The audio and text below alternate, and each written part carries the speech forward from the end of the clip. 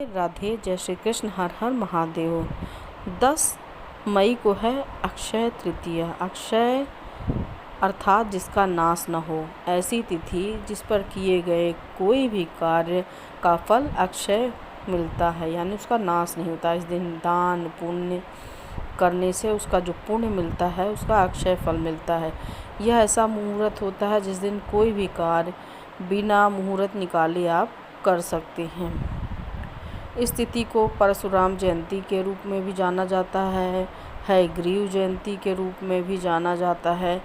इस तिथि की एक विशेषता ये है कि इसी दिन भगवान श्री कृष्ण से मिलने के लिए सुदामा जी आए थे, तो इस दिन मित्रता का दिवस भी आप मान सकते हैं। 2 मित्रों का मिलन भी हुआ था, भक्त और भगवान का।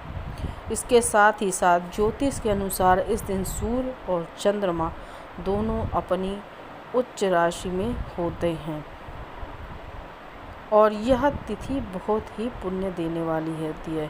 इस दिन महादेव का आप अभिषेक करें, श्री हरि विष्णु का आप अभिषेक करें, महादेव का गंगा जल से अभिषेक करें। साथ ही इस दिन सत्तू अवश्य चढ़ाया जाता है, तो इस दिन महादेव को सत्तू चढ़ाया जाता है। साथ ही साथ जिनके भी जो कुल देवता हैं या कुल देवी हैं उनको सत्तू, आम, बेल का फल इस दिन अवश्य ही चढ़ाया जाता है और महादेव को तो विशेषकर सत्तू, आम, बेल का फल अवश्य ही चढ़ाया जाता है। और बैसाख में इसकी महिमा भी बहुत होती है।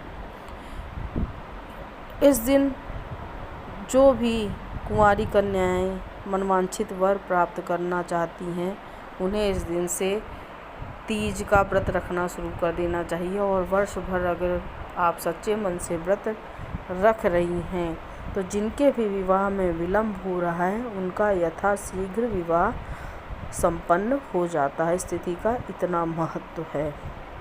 इस तिथि के दिन शिव पार्वती का पूजन भी किया जाता है और माता पार्वती ही हैं जो सुहाग देने वाली देवी हैं। और हर महीने के शुक्ल पक्ष की जो तृतीया तिथि होती है वो माता महागौरी को समर्पित होती है। तभी तो आप देखिए हम अक्षय तृतीया पे भी माँ का पूजन करते हैं, हरियाली तीज पे भी माँ का पूजन करते हैं, हरतालिका तीज पे करते हैं, गणगौर तीज पे करते हैं और ये विशेष तिथियां हैं तीज की। इसके साथ ही साथ मान्यता है कि इस दिन भगवान श्री कृष्ण से मिलने परशुराम जी आए थे, इसलिए इस तिथि की महत्ता और भी बढ़ जाती है। इस दिन परशुराम जी का जन्म भी हुआ था, इसलिए यह तिथि और भी महत्वपूर्ण हो जाते हैं। और परशुराम जी चिरंजीवी हैं और इसके साथ ही साथ वह जब भगवान का कल्कि अवतार होगा तो उनके गुरु भी रहेंगे, तो इसलिए इस दिन परशुराम जयंती भी मनाई जाती है। और ब्राह्मणों के तो वो एक तरह से पूजनीय ही हैं, अग्रणी हैं। इसके साथ ही साथ इस दिन हयग्रीव जयंती भी मनाई जाती है, इसलिए भगवान हयग्रीव के निमित्त पतली पतली कोमल कोमल ककड़ियाँ भगवान को चढ़ाई जाती हैं। साथ ही साथ सत्तू चढ़ाया जाता है और घड़े में ठंडा पानी भगवान के लिए निकाला जाता है। इस दिन आप दान पुण्य अवश्य करें, ज़रूरतमंदों को आप दान दें, किसी योग्य ब्राह्मण को आप भोजन सामग्री दान दें।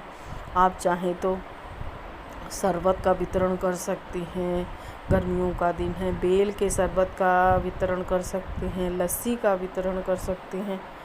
आप एक छबील लगा लीजिए, थोड़े डिस्पोजेबल ले जाइए, लोगों में बांटिए, पुण्य ही बढ़ेगा। या किसी धर्म स्थान पर जाकर आप छबील लगाइए, शरबत आदि का वितरण कीजिए, प्याऊ लगवाइए, इससे भी पुण्य मिलता है। और जब पुण्य मिलता है तो हमारा कल्याण होता है और ये पुण्य ही हमारे साथ जाता है। ये धर्म ही है जो हमारे साथ जाता है,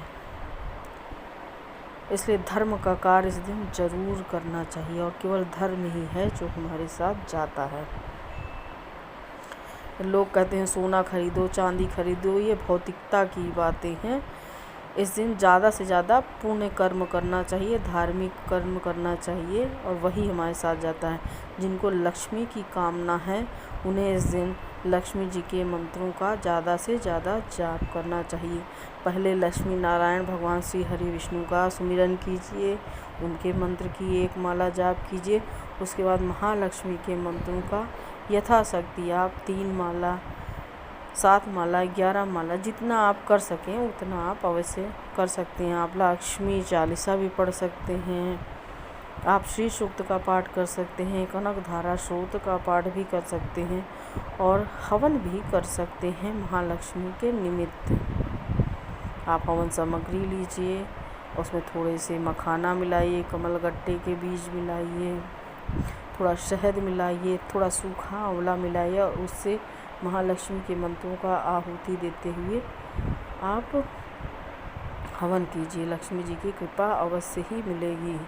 और इस दिन जो किए गए अनुष्ठान होते हैं इनका फल मैंने बार बार कहा है अक्षय होता है, और यही अनुष्ठान, यही पुण्य कर हमारे जीवन में सुख सुविधा लाते हैं। इसलिए हमें ज़्यादा से ज़्यादा पुण्य करना चाहिए।